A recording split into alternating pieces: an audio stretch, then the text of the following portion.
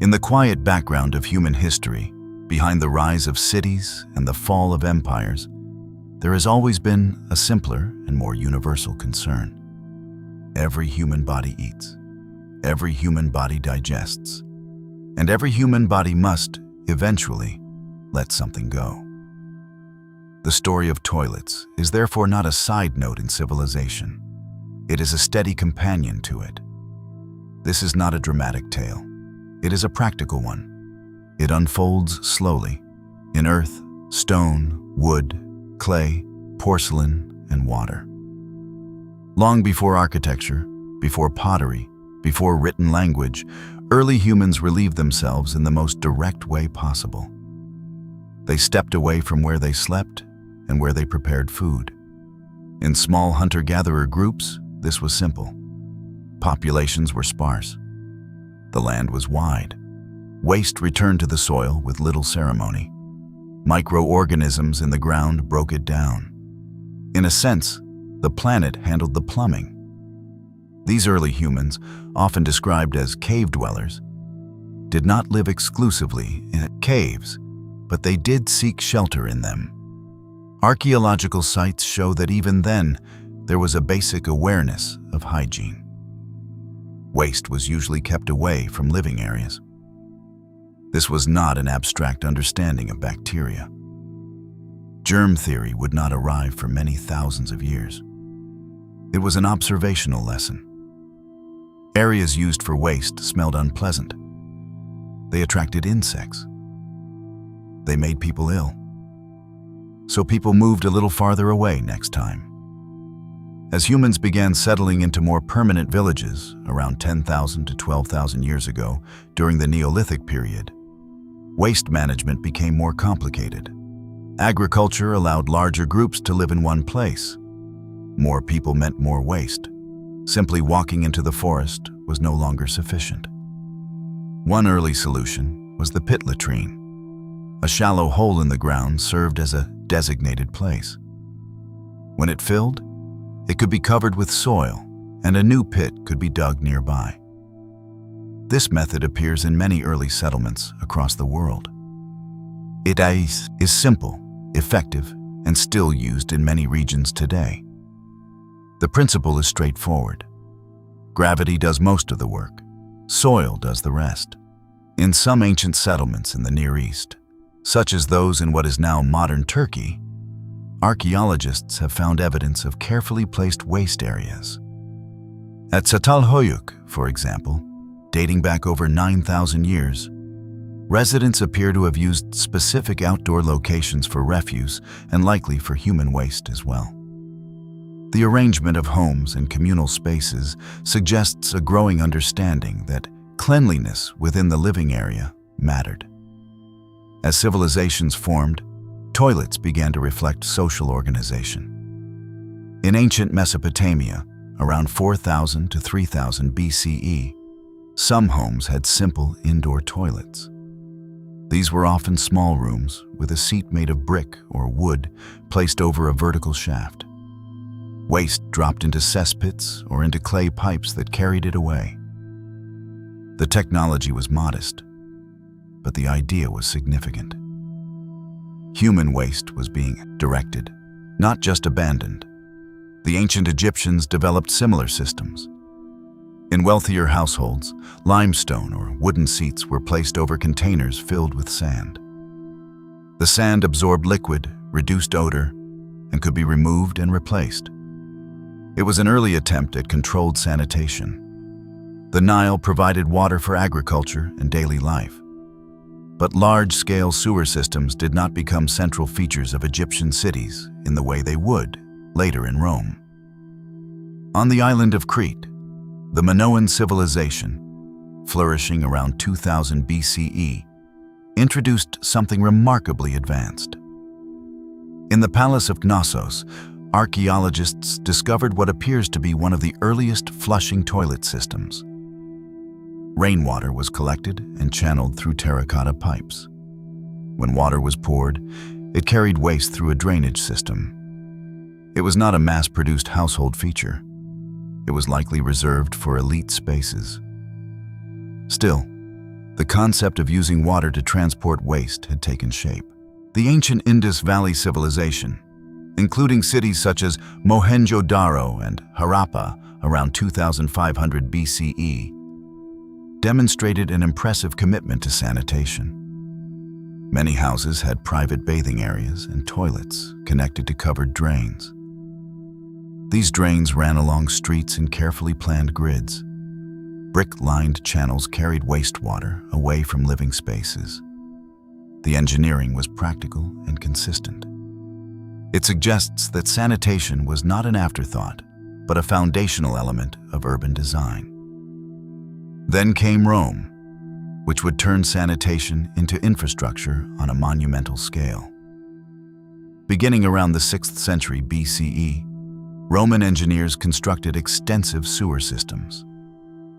The Cloaca Maxima, one of the earliest and largest, was originally built to drain marshland, but later became a central sewer channel. Public latrines appeared throughout Roman cities. These were communal spaces, often with stone benches lined with keyhole-shaped openings. Beneath them, water flowed continuously, carrying waste away. Roman public toilets were not private. There were no stalls, no partitions. People sat side by side. Conversation was common. The atmosphere was social, if one accepts that social is a flexible term. Hygiene practices were different as well. Instead of toilet paper, Romans used a sponge attached to a stick known as a tersorium. It was rinsed in salted water between uses. Modern sensibilities may pause here. The Romans did not appear overly troubled. The use of running water in Roman sanitation systems was supported by aqueducts, which transported fresh water into cities. Gravity powered the flow. Engineering precision allowed for steady movement without pumps. It was elegant and durable. Some Roman sewers still function today, though one hopes the original sponge system has been retired. After the fall of the Western Roman Empire, large-scale sanitation infrastructure declined in many parts of Europe. Urban populations shrank. Maintenance of aqueducts and sewers became inconsistent. In medieval towns, waste was often disposed of in cesspits, privies, or simply thrown into streets. The word garderobe, used in castles, referred to a toilet chamber built into thick stone walls. Waste fell into a moat or pit below. In cities, chamber pots were common household items. They were emptied into streets or into designated dumping areas. This period is often portrayed as uniformly unsanitary. The reality was more varied. Some cities had regulations about waste disposal. Monasteries sometimes maintained surprisingly advanced latrine systems with flowing water channels. Still, compared to Roman urban planning, many medieval towns struggled with waste management, particularly as populations grew. In East Asia, developments followed different paths. In ancient China, human waste was often collected and reused as fertilizer, sometimes called night soil. Rather than being seen solely as refuse, it was considered a resource. Collection systems developed to transport waste from urban areas to agricultural fields. This practice, while requiring careful handling, helped sustain intensive farming over centuries. Japan also developed organized systems for waste collection and reuse, especially during the Edo period. Contracts existed between urban households and farmers for the purchase of human waste. In this context, toilets were connected to economic networks. It is a reminder that sanitation intersects with agriculture, trade, and daily survival. By the early modern period in Europe, chamber pots remained common. Wealthier households sometimes had indoor commodes, pieces of furniture concealing pots beneath upholstered seats. They were practical and occasionally ornate. Yet the fundamental challenge persisted. Waste needed to go somewhere. In 1596, Sir John Harington, a godson of Queen Elizabeth I, designed a flushing toilet for his home. It used a cistern to release water and flush waste through a pipe. The design was clever, but did not gain widespread adoption. Water supply systems were not yet prepared for mass use of such devices. The idea would rest quietly for a time. As cities expanded during the Industrial Revolution, the sanitation problem intensified. Populations concentrated in dense urban areas. Cesspits overflowed. Rivers became contaminated. Disease spread more easily. Cholera outbreaks in the 19th century forced governments and engineers to reconsider urban waste systems with new urgency. At this point in the story, toilets begin to resemble the familiar forms of the present. Porcelain bowls, S-shaped traps to block sewer gases, piped water systems, and municipal sewage networks gradually emerged. But their development was neither immediate nor smooth. It required engineering, political will, and a growing understanding of public health. The evolution of toilets is not a tale of glamour. It is a steady refinement of gravity, water, and containment. From a shallow pit in the earth, complex wastewater treatment plants, the guiding principle remains simple. Waste must be separated from living spaces in a controlled, sanitary way. The details, however, reveal much about how societies organize themselves, what they value, and how closely they observe the quiet workings of the human body. And so the story continues, moving from clay pipes and castle garderobes toward porcelain and pressurized plumbing, always grounded in the same biological reality. Human digestion has not changed much in tens of thousands of years. Our solutions, however, have become increasingly intricate. As European cities moved deeper into the 18th and 19th centuries, the toilet slowly became less of a movable object and more of a fixed installation. This shift required two quiet revolutions. One involved materials, the other involved water. Early indoor toilets were often made of wood or metal. These materials worked, but they absorbed odor and were difficult to clean. Over time, glazed ceramics became preferred. Porcelain, when fired at high temperatures, becomes smooth and non-porous. It does not absorb moisture. It resists staining. It can be washed easily. For a device dedicated to human waste, this was a meaningful improvement. Cleanliness became less dependent on scrubbing and more dependent on surface chemistry, a small mercy. At the same time, engineers refined the shape of the drain beneath the bowl. The S-trap, developed in the late 18th century by Alexander Cumming, introduced a simple but essential feature. A bend in the pipe retained a small amount of standing water after each flush. This water formed a seal. Sewer gases, which contain methane, hydrogen sulfide, and other unpleasant compounds, could not pass back through the curve. The room remained breathable. The improvement was quiet but transformative. It allowed toilets to exist indoors without constant reminders of the underground. The flush mechanism itself also evolved slowly early on. Designs required a user to release a valve that allowed water from a cistern to pour into the bowl. The force of gravity did the work. Later refinements improved the efficiency of the flush. The bowl shape, the angle of the trapway, and the volume of water were adjusted carefully. Too little water and waste remained behind. Too much water and supply systems were strained. Engineers learned that a well-designed siphon effect could pull waste through with surprising reliability. The toilet, in its own reserved way, became a lesson in fluid dynamics. In the 19th century, as cities like London expanded rapidly, sanitation became a public concern rather than a private inconvenience. The River Thames, used both as a water source and as a dumping ground, grew heavily polluted.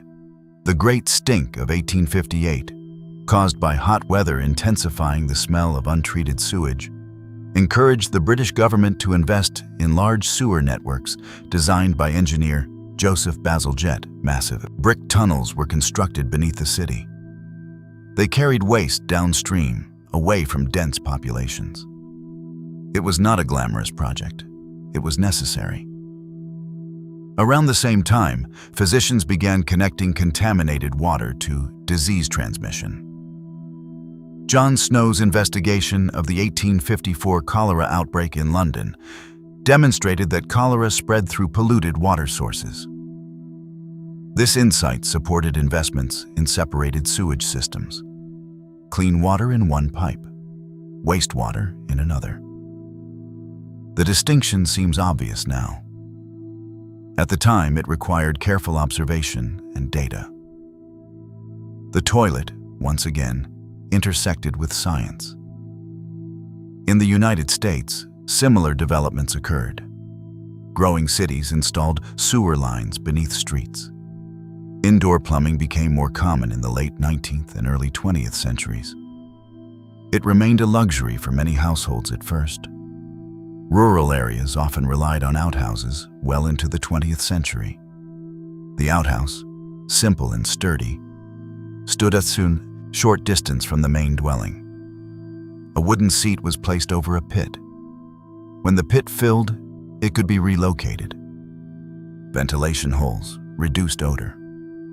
Magazines sometimes hung on nails for practical reading material. One might say that literature found its most attentive audience there. As plumbing spread, toilet design continued to standardize. The tank and bowl configuration became familiar. A handle lifted a flapper valve inside the tank. Water rushed downward. The bowl filled briefly, then siphoned. The trap retained a water seal. The cycle completed in less than a minute. It remains one of the most frequently repeated mechanical processes in daily life. Few people pause to consider the choreography of it. In the early 20th century, manufacturers experimented with decorative elements. Colored porcelain became fashionable. Soft pastel toilets appeared in bathrooms across North America in the 1920s and 1930s. Later decades favored pink, mint green, or even bold blue fixtures. Tastes shifted over time. The modern preference for white fixtures reflects a cultural association between whiteness and cleanliness. It also reveals that people prefer their sanitation devices to look as neutral as possible. Subtlety is appreciated in this particular context. Meanwhile, wastewater treatment evolved beyond simple disposal. Rather than releasing raw sewage directly into rivers, treatment plants began to process it through several stages. First came screening, removing large debris. Then sedimentation, allowing solids to settle. Biological treatment followed, using microorganisms to break down organic material. Finally, disinfection reduced harmful pathogens before water returned to the environment. The system mirrored the body's own processes in reverse. Nature assisted once again, though now in a controlled basin rather than an open field. In some regions, water scarcity encouraged alternative designs. Composting toilets, for example, rely on aerobic decomposition rather than flushing. Waste is collected in a chamber with carbon-rich materials such as sawdust. Microorganisms break it down into compost over time. When managed correctly, odors are minimal. The process is slow but efficient. It resembles ancient practices more than modern plumbing, yet it reflects careful scientific understanding. Sometimes progress circles gently back toward earlier solutions. In Japan, toilet technology developed along its own path during the late 20th century. Companies such as Toto introduced electronic bidet seats, known commonly as washlets. These devices incorporate heated seats, adjustable water sprays for cleansing, air dryers, and even sound features designed to mask natural bodily noises. The intention is comfort and discretion. The engineering is precise. The experience is, by most accounts, remarkably civil. The toilet, once a simple hole in the ground, had quietly become a small machine. Public health improvements accompanied these changes. Access to safe sanitation reduced the spread of waterborne diseases significantly. The World Health Organization and other international groups continue to work toward expanding sanitation infrastructure globally. Billions of people now have access to improved sanitation compared to previous centuries, though gaps remain. The toilet, modest as it appears, remains central to health outcomes. In many parts of the world, squat toilets are still common. These consist of a floor-level basin over which a user squats. The design aligns the body in a position that can facilitate easier elimination. Some medical researchers note that squatting straightens the recto-anal angle, potentially reducing strain. The body, it seems, remembers older postures even when architecture changes. Toilet paper itself has its own history. In ancient Rome, the communal sponge served its purpose. In medieval Europe, various materials were used, including straw, moss, or scraps of cloth. Commercial toilet paper appeared in the 19th century. Joseph Gaetti introduced packaged sheets in 1857 in the United States. Rolled toilet paper became widespread in the late 19th century. It was perforated in 1890 by the Scott Paper Company. The perforation may be one of humanity's quieter triumphs. It spared generations from awkward tearing estimations. In recent decades, low-flow toilets have been introduced to conserve water. Earlier models used as much as 13 liters per flush. Modern regulations in many countries limit usage to around 6 liters or less. Dual flush systems provide two options, one for liquid waste and one for solid. The distinction is practical.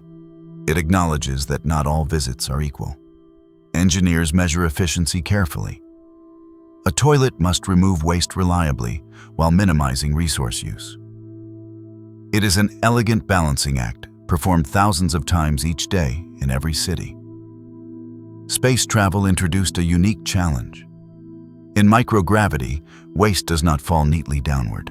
NASA developed vacuum-assisted toilet systems for spacecraft. Airflow directs waste into containment units. Astronauts require training to use them effectively. The margin for error is small. Gravity, once taken for granted, is suddenly appreciated. Even in orbit, the body continues its routine. The toilet must adapt. Across thousands of years, the central goal has remained stable. Separate waste from living areas. Reduce odor. Limit disease. Preserve dignity. The solutions have shifted from soil pits to ceramic bowls, from open fields to enclosed rooms with ventilation fans humming softly. Each change reflects incremental learning. There is no single inventor of the modern toilet. It emerged from many small improvements layered over centuries. The humor of the subject never quite disappears. Humans, for all their architecture and philosophy, still require a quiet room and a reliable mechanism.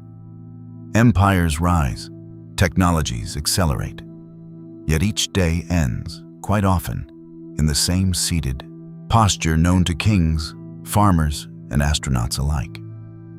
It is a leveling experience.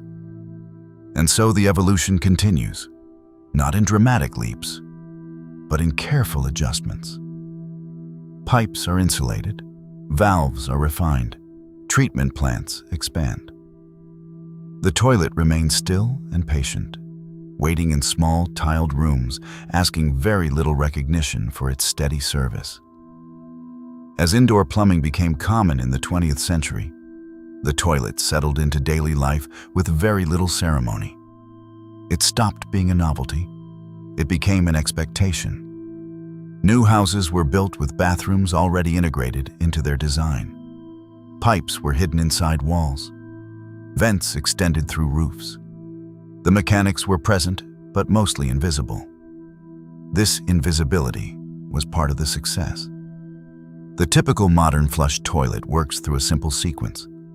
Water rests in a tank above the bowl. When the handle is pressed, a chain lifts a rubber flapper at the bottom of the tank. Water falls into the bowl by gravity. The sudden volume initiates a siphon in the trapway. Waste and water are pulled through the S-shaped pipe. When the tank empties, the flapper closes. A fill valve opens. The tank refills slowly. A float rises with the water level and shuts the valve when the proper height is reached. The system resets. It is quiet engineering. It repeats reliably. The siphon effect deserves a gentle pause. When water fills the bowl quickly, it rises over the bend in the trap. As it descends on the far side, gravity pulls the rest behind it. This creates a temporary vacuum that draws the contents of the bowl through the pipe. Once air enters the trap, the siphon breaks. A small amount of water remains behind, sealing the drain again. The entire process is governed by pressure differences and gravity. No electricity is required in standard models. The design is patient and economical. Materials have continued to improve. Vitreous china, a type of ceramic coated with a glass-like glaze, remains the most common material for toilet bowls.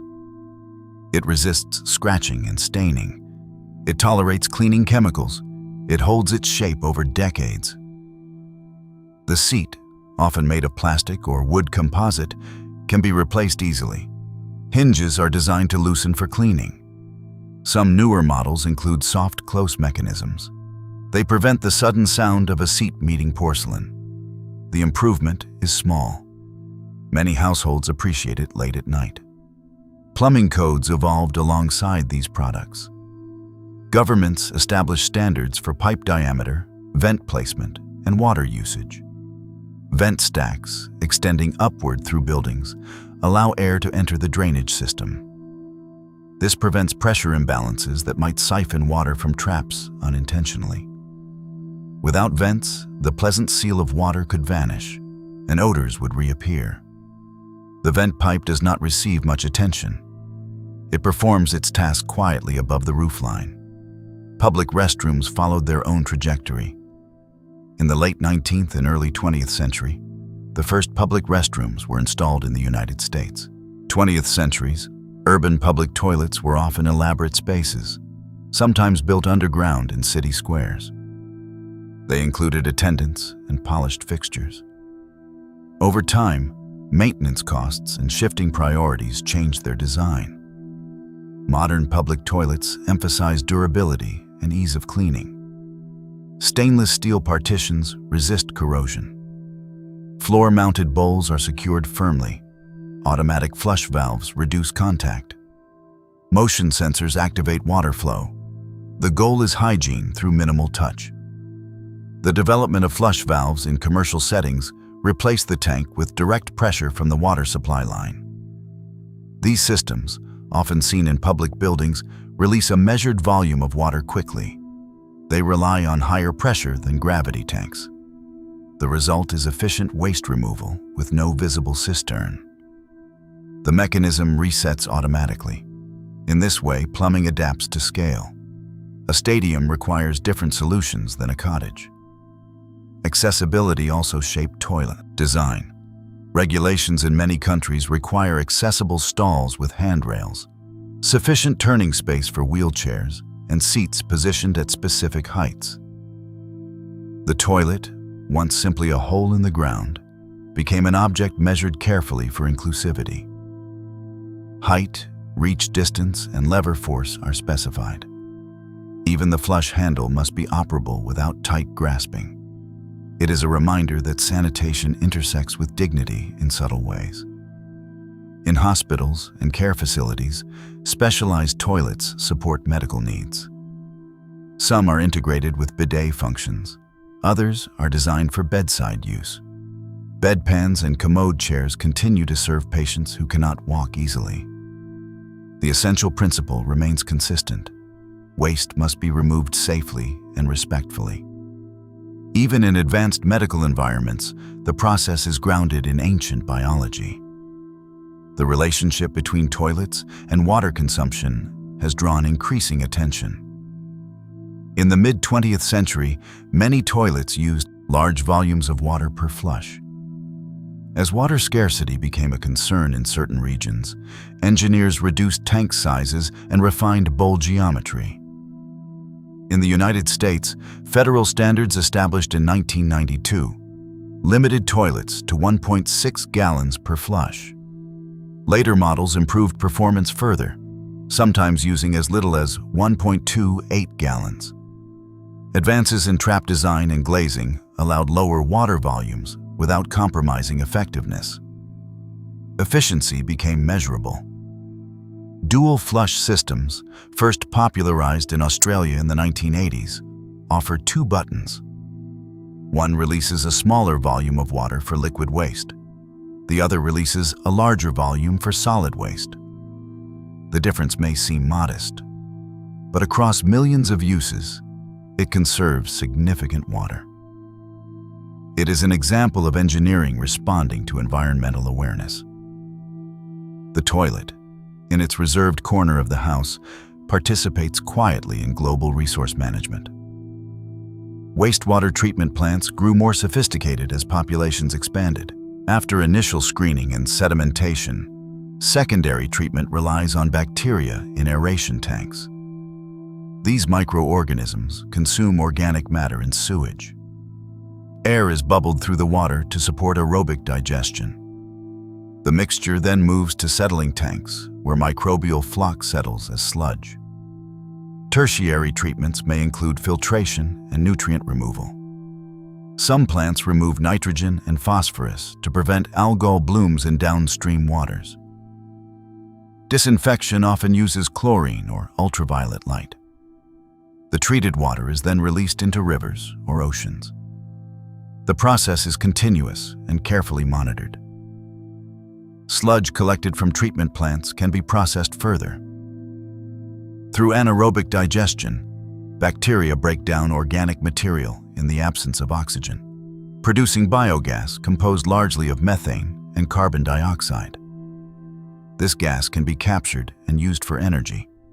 The remaining material, once stabilized, may be applied as fertilizer under regulated conditions, the cycle of waste returning to soil, present in ancient agriculture, persists in modern infrastructure, though now mediated by tanks and sensors.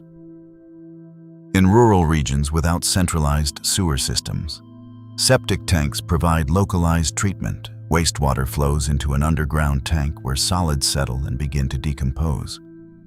Liquid effluent then flows into a drain field, where soil microorganisms continue the treatment process. The system relies on proper maintenance. Tanks must be pumped periodically to remove accumulated solids.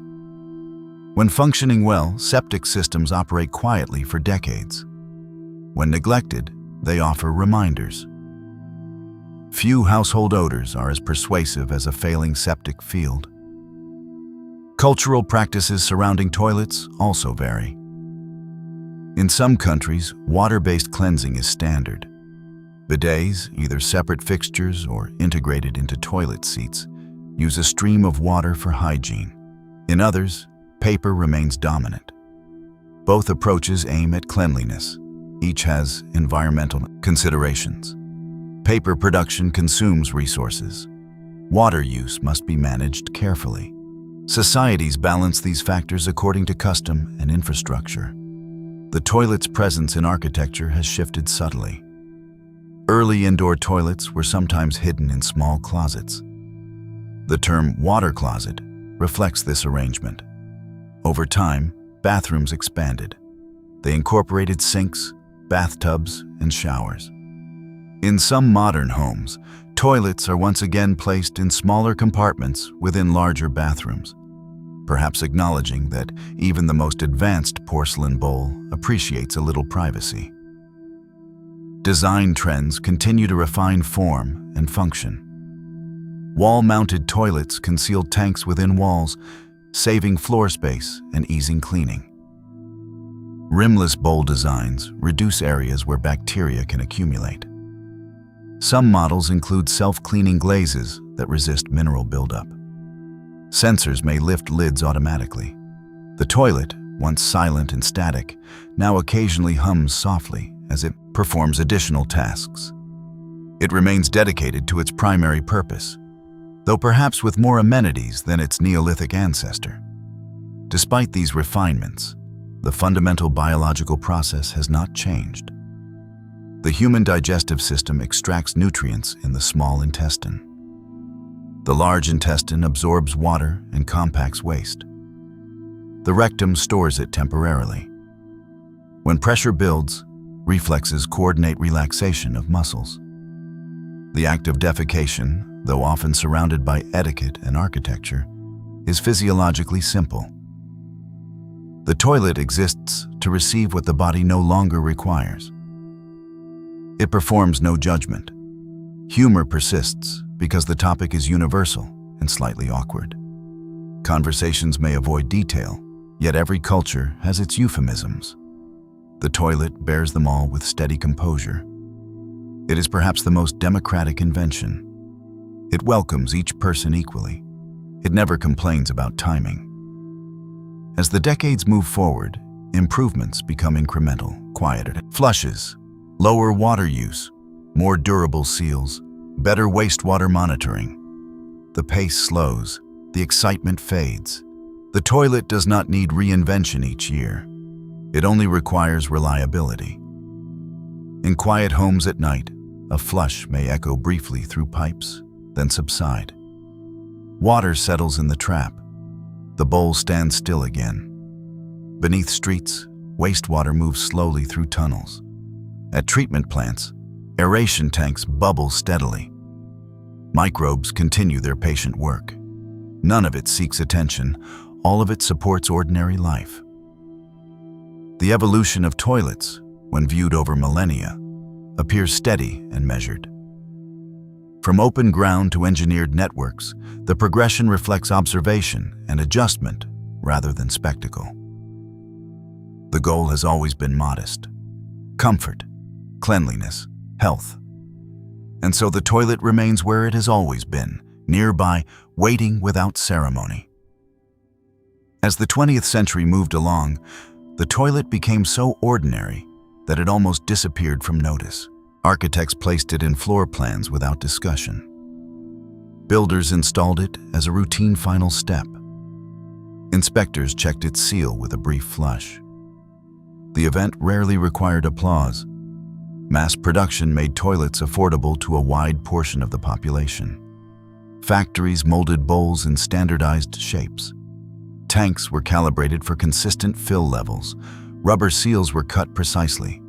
Distribution networks carried identical units to cities and rural towns alike. The object itself changed very little from decade to decade. Reliability became the main feature. The highest compliment for a toilet was that no one thought about it.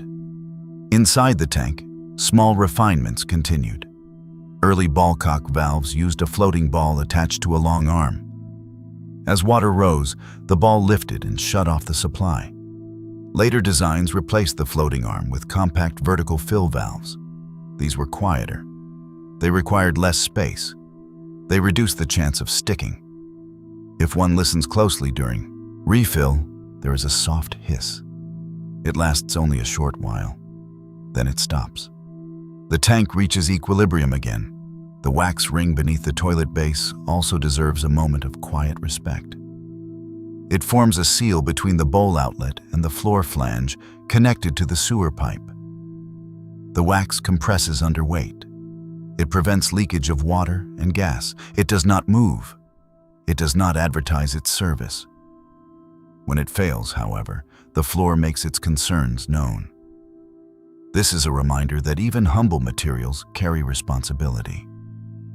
In apartment buildings, vertical stacks carry wastewater downward through multiple floors. Each toilet connects to the same main soil pipe. The pipe diameter must accommodate simultaneous use. Engineers calculate probable load based on occupancy. They rely on experience and standardized tables. Most of the time, the system performs without incident. Occasionally, gravity reminds everyone of its authority. Proper venting and pipe slope are essential. Wastewater prefers to travel downhill, and it does so with patient determination. Soundproofing has also become part of bathroom design. Insulated walls reduce the transmission of flushing noise between rooms. Soft, close seats limit abrupt impacts.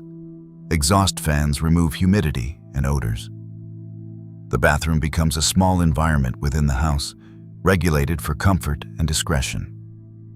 It is no longer just a necessity. It is a managed space. Public sanitation campaigns in the 20th century emphasized hand washing alongside toilet use. Scientific research confirmed that many diseases spread through fecal-oral transmission. Simple soap and water significantly reduced infection rates. The sink, positioned near the toilet, became an essential partner. The two fixtures form a quiet alliance. One concludes a biological process. The other concludes the hygienic one. In some regions, especially where water supply is limited, alternative designs continued to develop. Dry toilets separate liquid and solid waste to reduce odor and improve composting efficiency. Urine-diverting toilets collect liquid waste separately. Urine contains high levels of nitrogen and phosphorus. When diluted properly, it can serve as fertilizer. These systems require careful management. They are used in ecological housing projects and remote locations. The principles are based on nutrient cycling rather than rapid disposal. High-rise buildings introduced pressure challenges. Water must reach upper floors with sufficient force. Pumps and storage tanks assist in maintaining pressure. Check valves prevent backflow. Plumbing becomes layered, with zones assigned to different pressure ranges. Yet from the user's perspective, the experience remains simple. Press the handle, observe the swirl, wait for the refill. Complexity hides behind drywall. The global disparity in sanitation access remains an ongoing concern. According to international health agencies, billions of people now have access to improved sanitation facilities compared to previous centuries. Yet some communities still rely on open defecation or unsafe pit latrines. Efforts to improve sanitation often focus on affordability, cultural acceptance, and maintenance training. Building a toilet is one step.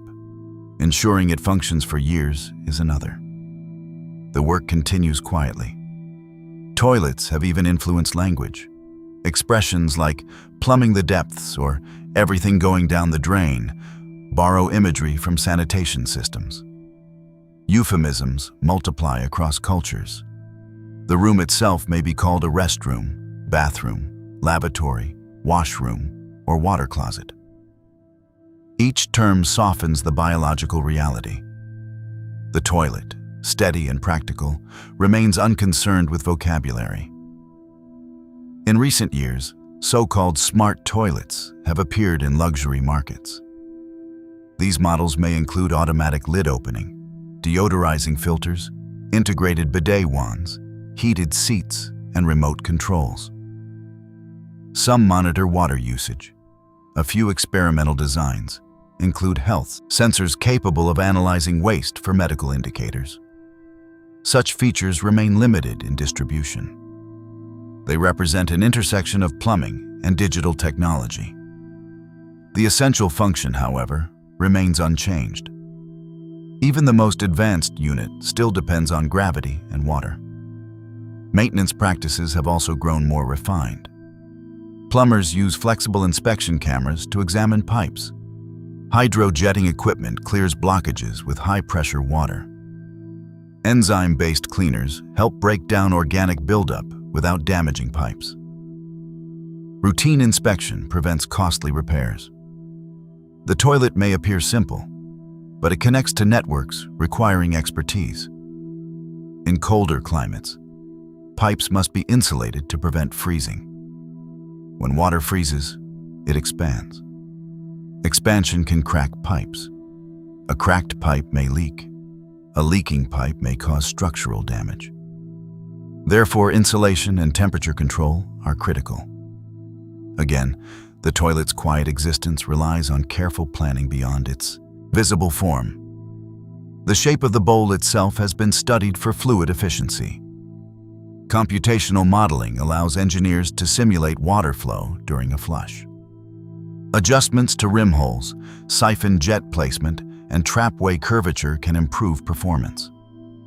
The swirl pattern observed during flushing is not random. It is guided by channels molded into the ceramic. A gentle vortex forms, then subsides. The water settles. The bowl is ready again. Throughout all of this refinement, humor remains gentle and persistent. People still tell jokes about clogged toilets. They still celebrate when a plunger succeeds. The plunger, with its rubber cup and wooden handle, is perhaps the toilet's most loyal companion. It operates on simple pressure differentials. Push, pull, repeat. Few household tools are so direct in purpose. In rural history, outhouses sometimes featured crescent moon cutouts on doors. The symbol likely originated as a decorative element rather than a gender marker, though folklore suggests otherwise. Inside, a simple bench covered the pit below. In winter, the seat could be quite cold. One might say that early morning visits encouraged brisk efficiency. As indoor bathrooms became standard, the outhouse gradually disappeared in many regions. Some remain in parks and remote cabins. They remind visitors of earlier arrangements. The absence of plumbing highlights the comfort of modern systems. Even so, the basic principle is unchanged. Containment, separation, decomposition. The toilet's role in daily routine is steady. Morning rituals often begin there. Evening routines often end there. The device witnesses human vulnerability without comment. It asks only for occasional cleaning and respectful use. In return, it manages a task that no one else volunteers to handle. Large municipal sewer tunnels continue beneath modern cities. Some are large enough for maintenance crews to walk through. Others are narrow and confined. Pumps assist in low-lying areas. Sensors monitor flow rates and detect blockages. Stormwater systems may be separated from sanitary sewers to prevent overflow during heavy rain. Infrastructure evolves slowly, guided by experience and budget. In coastal cities, treatment plants discharge treated effluent into oceans under regulated conditions. In inland regions, rivers receive it. Environmental standards monitor chemical oxygen demand, suspended solids, and microbial counts. The science is careful. The language is technical. The goal remains the same as it was in ancient settlements. Protect human health. Protect water sources. As decades pass, improvements become quieter. A seal lasts longer. A valve refills more softly. A treatment plant consumes less energy. These are modest gains. They do not alter daily life dramatically. They simply reduce inconvenience. The toilet, once a pit in the ground, now connects to a complex system spanning miles. Yet the experience remains brief and familiar. Sit, pause, flush, wash hands, leave. The choreography is unchanged. In many homes, the bathroom light glows softly at night. Pipes hum faintly after a flush. Then silence returns. The tank refills. The float rises.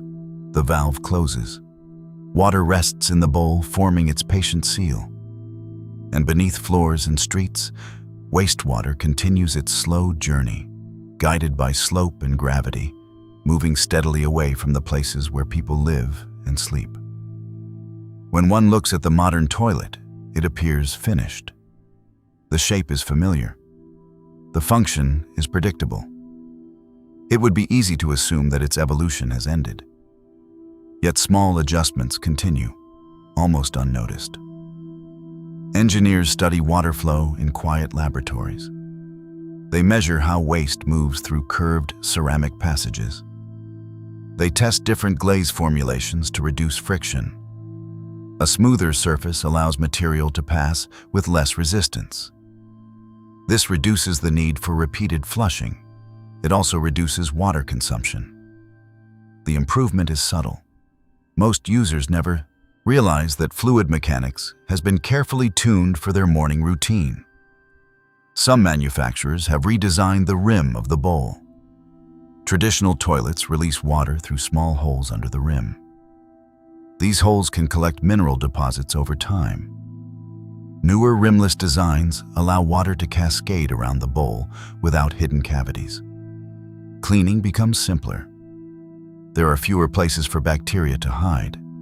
It is a small architectural decision inside a very small room. Water pressure remains an important factor. In homes with low pressure, gravity-fed toilets are dependable because they do not rely on strong supply lines. In commercial buildings, pressure-assisted toilets use compressed air within a sealed tank to amplify the flush. The result is a faster evacuation of the bowl. The sound is sometimes louder. The effectiveness is consistent. Users may notice the difference, though they rarely consider the engineering behind it. The toilet seat has also undergone modest refinement. Early seats were often painted wood. They absorbed moisture and required frequent replacement. Plastic seats became common in the mid-20th century. They resist moisture. They are lightweight. Soft, close hinges prevent sudden noise. Heated seats, now common in parts of East Asia and gradually spreading elsewhere, provide comfort in colder climates. The human body, it seems, appreciates warmth during reflective moments.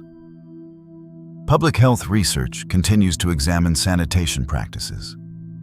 Studies confirm that proper toilet use and hand washing significantly reduce gastrointestinal diseases. In regions where improved sanitation has been introduced, child mortality rates often decline.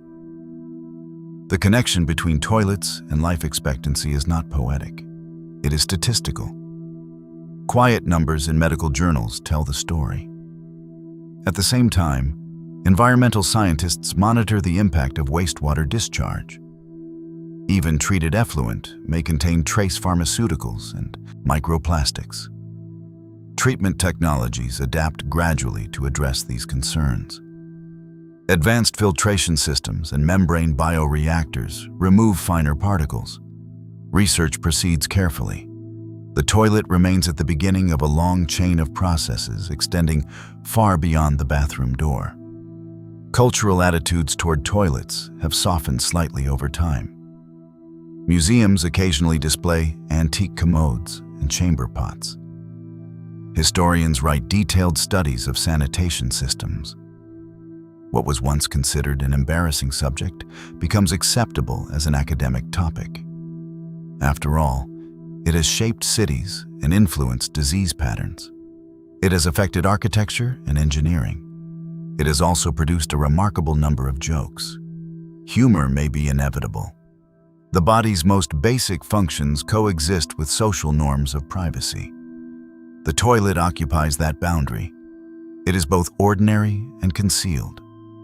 When something so common is rarely discussed directly, comedy finds space. The toilet endures this attention calmly. It has heard every variation. In rural communities that still rely on pit latrines, improvements focus on ventilation and lining. Ventilated improved pit latrines include a vertical pipe that directs odors upward. A fly screen covers the top. Airflow reduces smell and insect presence. The design is simple and affordable.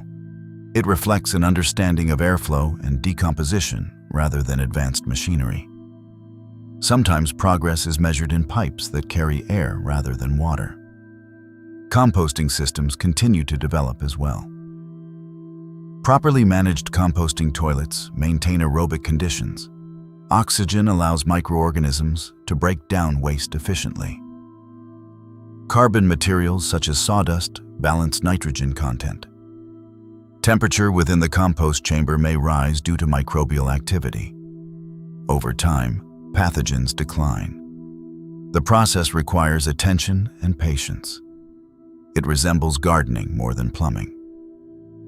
Urban planners now consider sanitation within broader sustainability goals. Water reuse systems treat wastewater to high standards for irrigation or industrial applications. In some regions, treated water is purified further for indirect potable reuse. The cycle of water becomes more deliberate. The toilet participates quietly in this cycle. Flush water may eventually return as drinking water after extensive treatment. The loop closes slowly and carefully.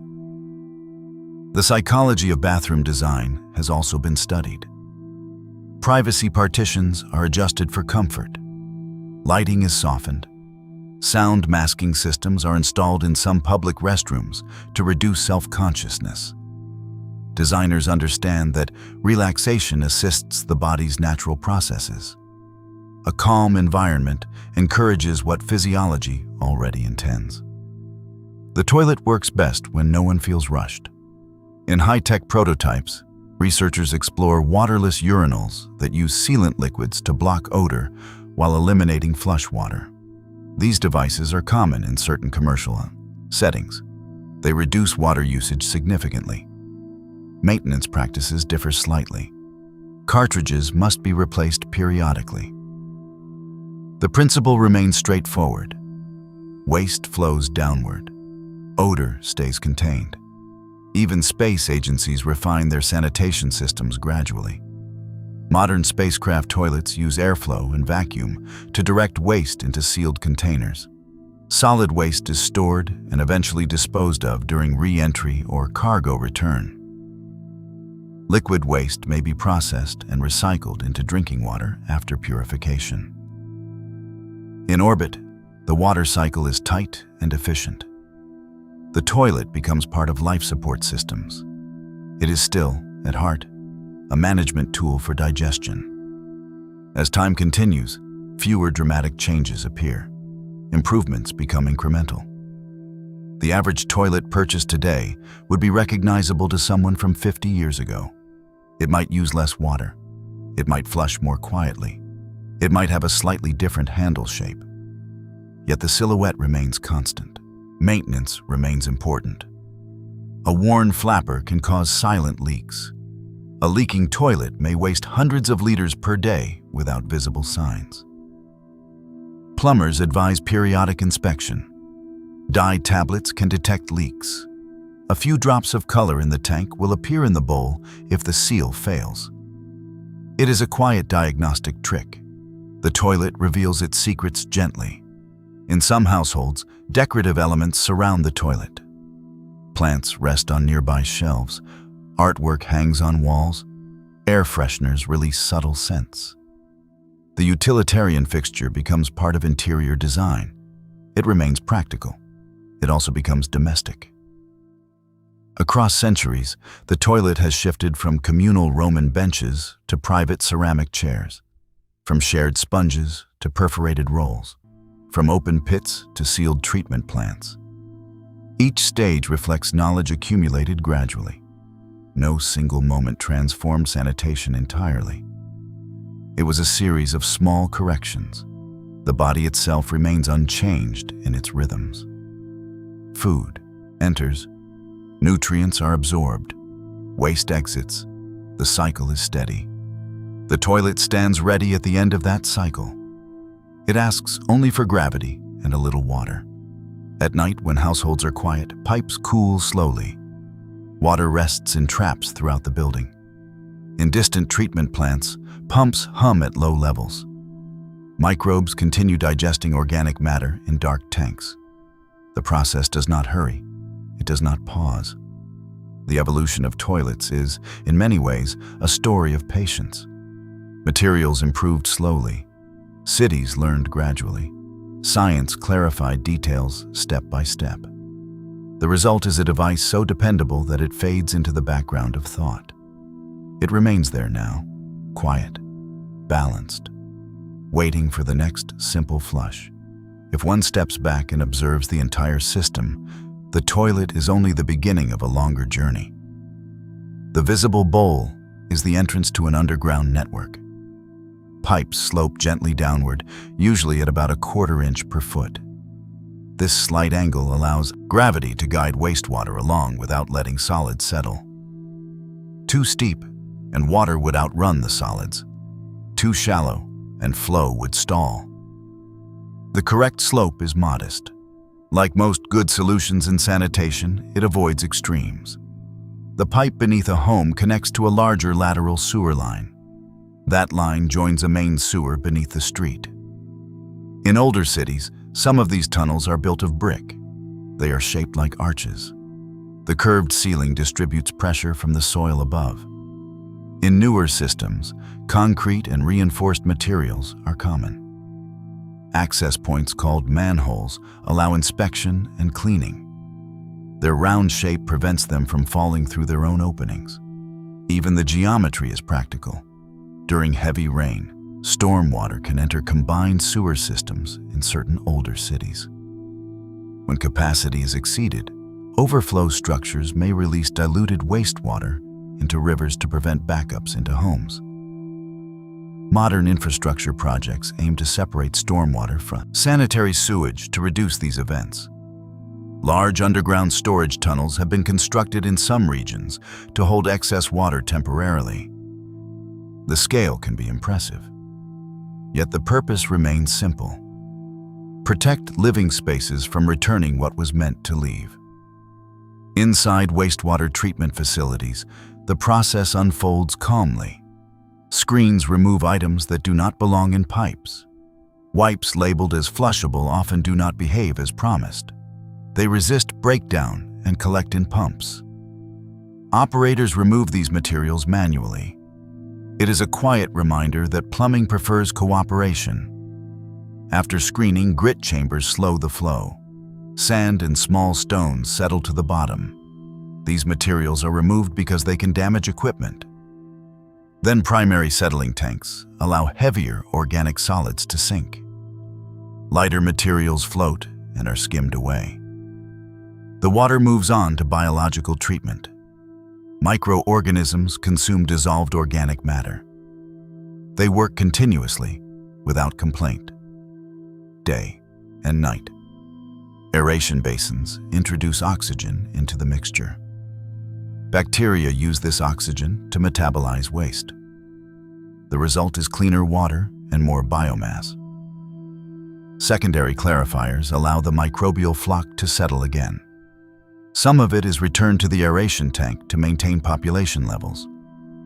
The rest becomes sludge for further treatment. The cycle is steady and carefully balanced.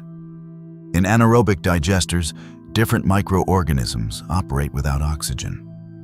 They break down sludge and produce methane-rich biogas. This gas can be captured and used to generate electricity for the plant itself. The waste helps power its own treatment. It is an efficient arrangement. One might say that even in decay, there is productivity. Beyond large facilities, small communities rely on lagoons or constructed wetlands. In lagoon systems, wastewater remains in shallow ponds for extended periods. Sunlight, bacteria, and time reduce pathogens. In constructed wetlands, plants and microorganisms filter water as it flows slowly through gravel beds. These methods are slower. They require space. They align closely with natural processes. The toilet's contribution eventually becomes part of a landscape. Within homes, maintenance habits influence system longevity. Flushing only biodegradable waste prevents blockages. Grease should not enter drains, though sinks often receive it anyway. Over time, fats can accumulate and harden in sewer pipes, forming obstructions, sometimes called fatbergs. These masses are unpleasant but informative. They reveal that chemistry continues beneath the streets. The plunger remains the first line of defense against minor clogs. It works by creating pressure changes within the bowl and trap. A firm push forces water downward. A pull draws it back. The alternating motion can dislodge obstructions. It is simple physics applied with determination. The tool has changed very little over generations. Some designs include flanges for improved sealing. Others add ergonomic handles. Yet the principle is unchanged. Push, pull, resolve. In colder regions, municipal pipes may be buried below the frost line to prevent freezing. Insulation protects exposed sections. In remote cabins without running water, composting toilets avoid freeze-related issues entirely. Each climate shapes sanitation differently. The toilet adapts quietly to geography. There are also cultural variations in posture. Western-style sitting toilets dominate in Europe and the Americas. Squat toilets remain common in parts of Asia, Africa, and the Middle East. Research suggests that squatting may reduce strain during defecation. Some people in sitting toilet regions now use small footstools to approximate a squatting angle. The body, as it turns out, has preferences formed long before porcelain chairs appeared. Odor control has evolved modestly. Vent fans remove moist air to prevent mold growth. Charcoal filters absorb smells in certain designs. Water in the trap blocks sewer gases. These systems operate quietly. When they function properly, they are unnoticed. Only absence reveals their value. The economics of toilet production are also steady. Large manufacturers produce millions of units each year. Distribution networks deliver them to hardware stores and construction sites. Replacement parts are standardized. A flapper purchased today will likely fit a tank produced decades ago. Interchangeability reduces waste. It also reduces confusion for plumbers who prefer not to carry an entire museum of spare parts. In humanitarian work, portable toilets provide sanitation in disaster zones. These units often consist of plastic enclosures with holding tanks. They are serviced regularly by vacuum trucks. Chemicals inside the tank reduce odor and begin breakdown of waste. The arrangement is temporary. It restores dignity in difficult circumstances. The design is simple for a reason. It must be transported and assembled quickly. On ships and submarines, marine sanitation devices handle waste differently. Some systems macerate waste before discharge in approved waters. Others store it for later pumping ashore. In confined environments, reliability is essential. Plumbing in these settings is compact and carefully monitored. Gravity behaves normally at sea level, which simplifies matters compared to orbit.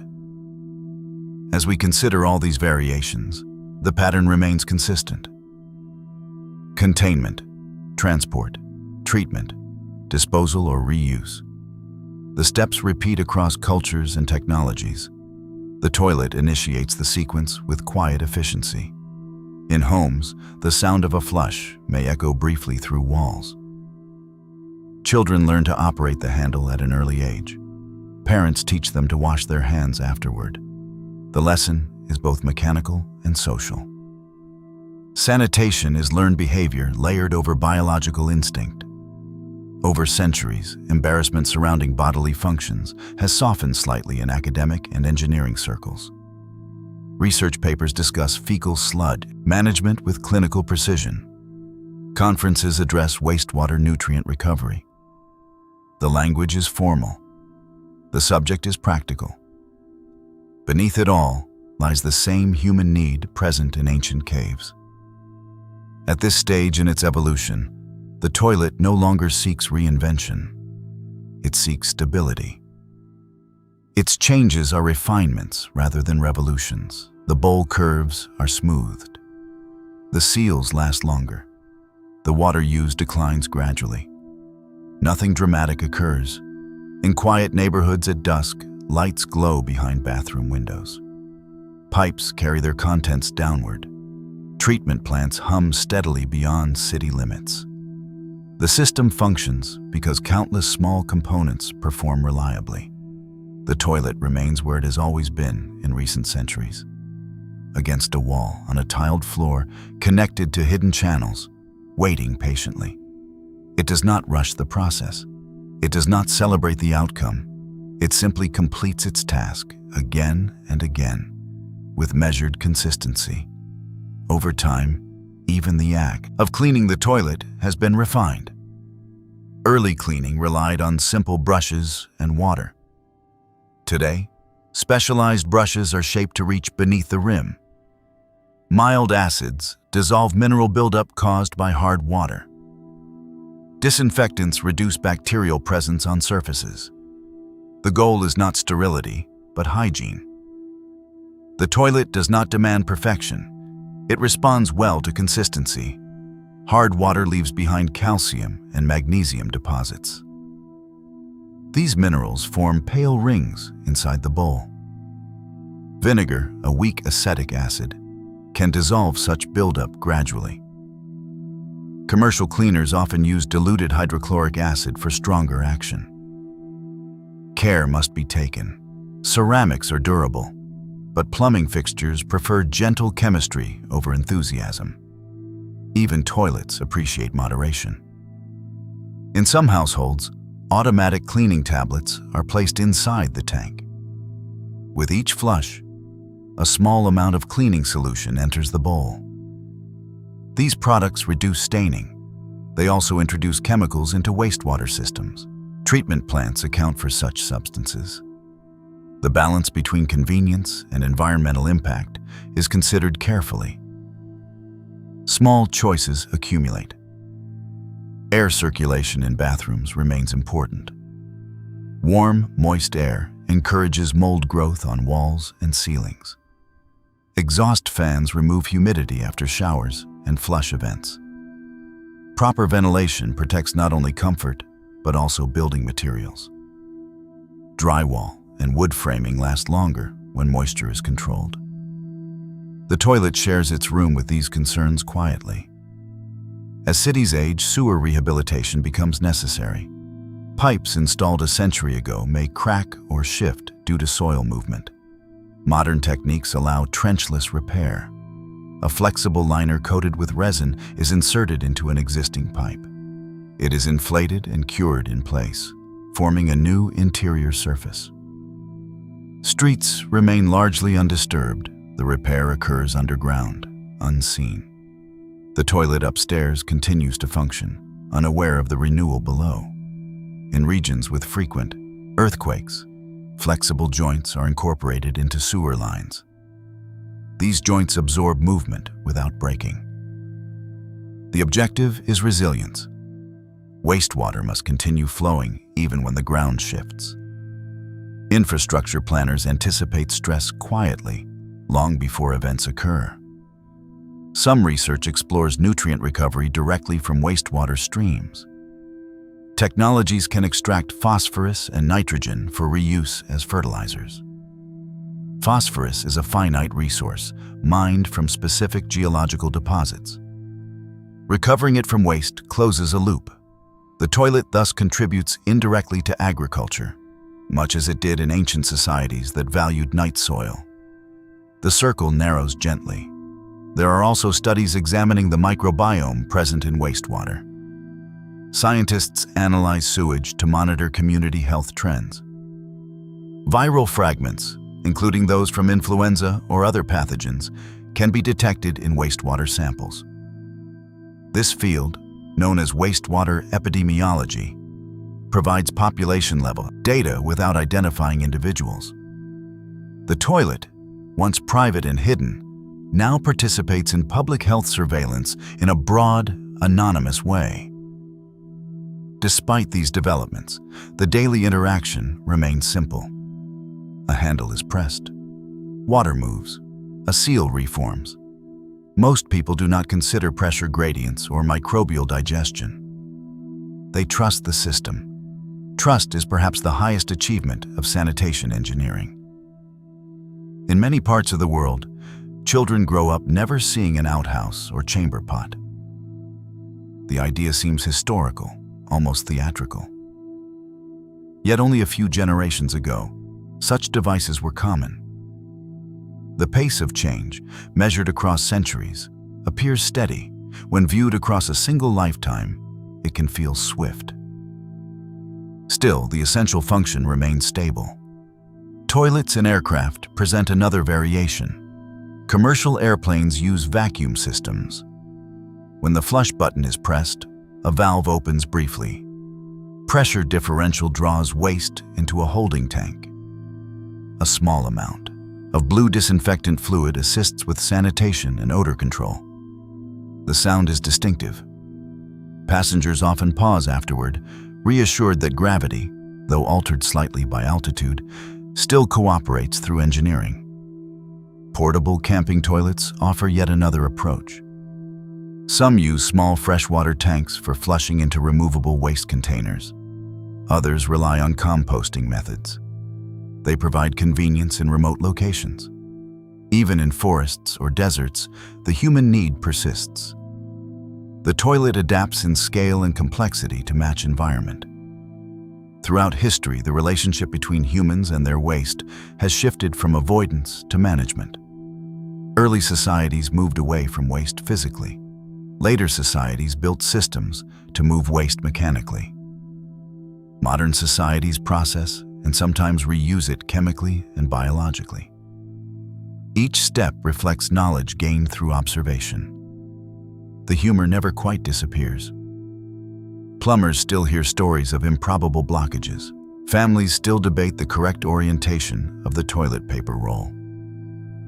Over or under remains a subject of mild domestic philosophy. Patents from the 19th century even illustrate rolls hung in the over position. The toilet observes these discussions with quiet neutrality. The pace of innovation has slowed in recent decades. Improvements are incremental. Water usage decreases slightly. Surfaces become marginally more resistant to staining. Flush valves grow quieter. These are refinements rather than transformations.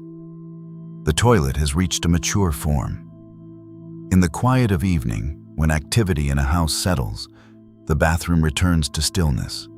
Water rests in the tank and bowl. The trap beneath holds its measured volume. Beneath the street, wastewater flows slowly toward treatment facilities. Microorganisms continue their work in dimly lit basins. Pumps cycle on and off according to programmed intervals. No applause marks these processes. No celebration accompanies each successful flush. The system simply continues, day after day, year after year. The evolution of toilets, stretching from open fields to sealed porcelain bowls, reveals a pattern of patient adjustment. Problems were identified, solutions were tested, materials improved, knowledge accumulated. At no point did the human body change its requirements. It remained steady in its biology, and so the toilet remained steady as well. It stands quietly in its small room. It carries out its duty with reliable discretion. It asks for little more than occasional cleaning and respectful use. The journey from cave to ceramic has been long. The pace now is slow. Improvements are gentle. The light of innovation in this field glows softly rather than brightly. The toilet does not seek attention. It completes its task, then waits, composed and untroubled, for the next simple moment. In the present day, the toilet has reached a kind of quiet maturity. It is no longer an experiment. It is no longer a luxury for the wealthy or curiosity for engineers. It is a standard feature of daily life in much of the world. Where it is absent, efforts continue steadily to provide it, not as a symbol of progress, but as a foundation for health. The modern bathroom is usually a small, enclosed room. Walls are sealed against moisture. Floors are tiled or coated for easy cleaning. The toilet sits anchored to the floor flange with two bolts, capped discreetly in white plastic. A bead of caulk may seal the base. The tank rests securely behind the bowl, or sometimes inside the wall. Everything is stable. When the handle is pressed, the familiar sequence unfolds. Water falls. The bowl clears. The trap refills. The tank restores itself. Each step depends on gravity, pressure, and careful design. No step is dramatic. It is a modest choreography of water and ceramic. Even in its most advanced forms, the toilet remains obedient to simple laws of physics. Water seeks the lowest point. Air equalizes pressure. Microorganisms break down organic matter. Engineers arrange pipes and tanks to guide these forces gently. The system does not fight nature. It works with it. In places where sanitation infrastructure is still developing, solutions continue to be practical rather than ornate. Concrete slabs over lined pits. Hand-washing stations built from simple containers with taps. Education programs explaining why safe disposal matters. These efforts are methodical. They move forward slowly. They are less visible than monuments, but perhaps more important. The toilet also teaches patience. It cannot be rushed beyond its capacity. Flush too much too quickly, and it protests. Introduce materials it was not designed to handle, and it resists. It prefers predictable inputs and moderate flow. In this way, it encourages discipline without raising its voice. Across cultures, certain customs persist. In some households, lids are lowered before flushing to reduce the spread of droplets. In others, shoes are removed before entering the bathroom. Some families keep a small brush nearby. Others rely on regular professional cleaning. The toilet accepts all arrangements as long as its basic needs are met. The question of sustainability remains present, but calm. Water-saving designs continue to improve incrementally. Treatment plants refine nutrient removal. Research into decentralized systems proceeds without urgency. There is no radical reinvention waiting in the shadows. The toilet has become a stable companion to civilization rather than a frontier technology. From time to time, a leak develops. A seal ages. A fill valve sticks. These events are rarely catastrophic. They are reminders that even durable systems require attention. A wrench tightens a bolt. A new gasket is installed. The toilet resumes its quiet service. It does not hold grudges. Looking back over thousands of years, the changes are substantial. Early humans stepped away from their campsites. Ancient cities dug channels.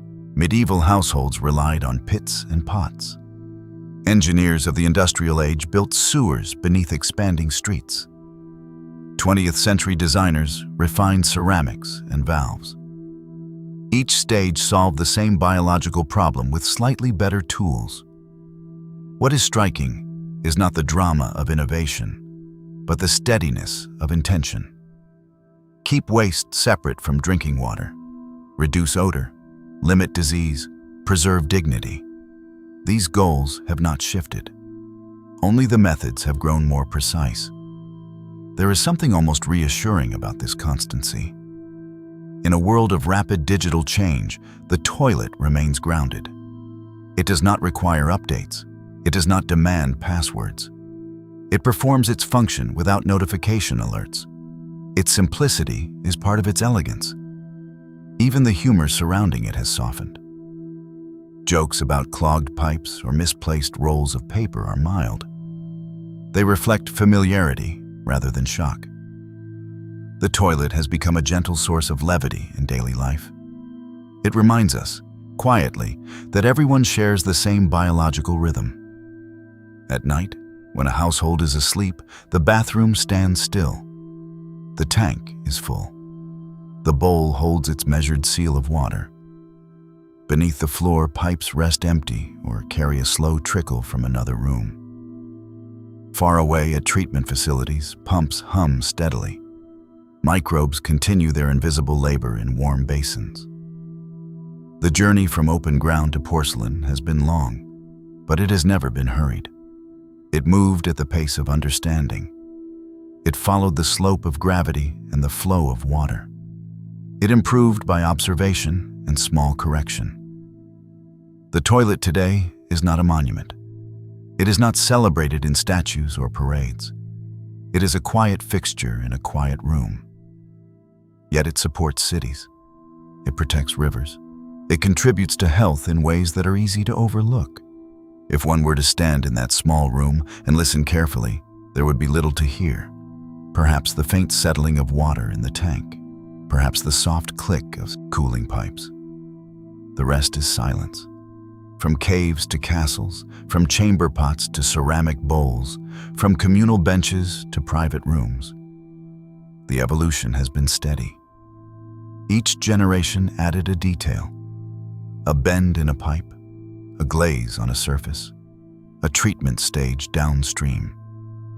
And now, the system rests in balance.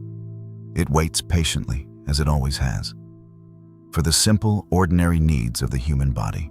No drama, no spectacle, just gravity, water, and time doing their quiet work.